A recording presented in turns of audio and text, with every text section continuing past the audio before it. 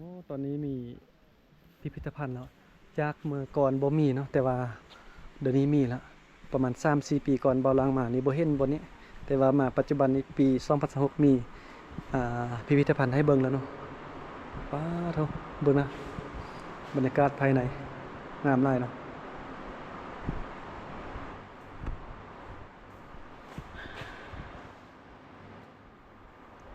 มีก้อนหินเขาเจ้าแต่งอยู่นี่ว้างามเนาะก้อนหินเป็นก้อนหินที่น่าจะออกมาธรรมชาติแล้วเขาเจ้ามาตกแต่งเพิ่มเติมเนาะ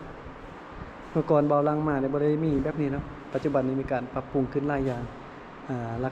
ราคาปีก็จะแพงขึ้น19,000กีบจากเมื่อก่อน20,000ปัจจุบันนี้39,000กีบ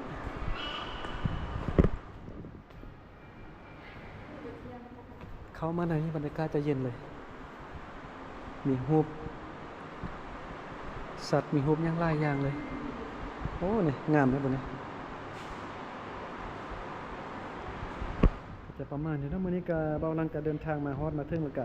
พาพ่อแม่พี่น้องเดินเที่ยวเดินชมแต่ว่าพี่น้องท่านใดที่อยากจะมาสถานที่แห่งนี้บ่ฮู้ก็สามารถคอมเมนต์บอกเบาลังได้เนาะหรือว่าต้องการให้เบาลังเป็นคนนำพาเที่ยวก็เบาลังก็ยินดีที่จะพาเที่ยวนะโอ้เย็นเลยที่ไหนนี่เขาเจ้าเปิดแอร์เนาะบรรยากาศรอบๆมีบอนถ่ายรูปแต่ละจุดแต่ละบอนเนาะเบาลังก็บ่ได้มาดนแล้วป้าเท่ากับมีการแต่งตกแต่งขึ้นหลายอย่างเนาะงามขึ้นกว่าเก่ามีกิจกรรมหลายอย่างให้เฮาเล่น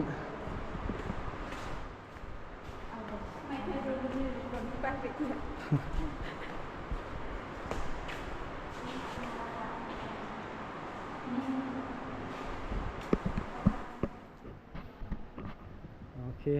วันนี้พามาเดินเที่ยวชมทางด้านนี้ต่อ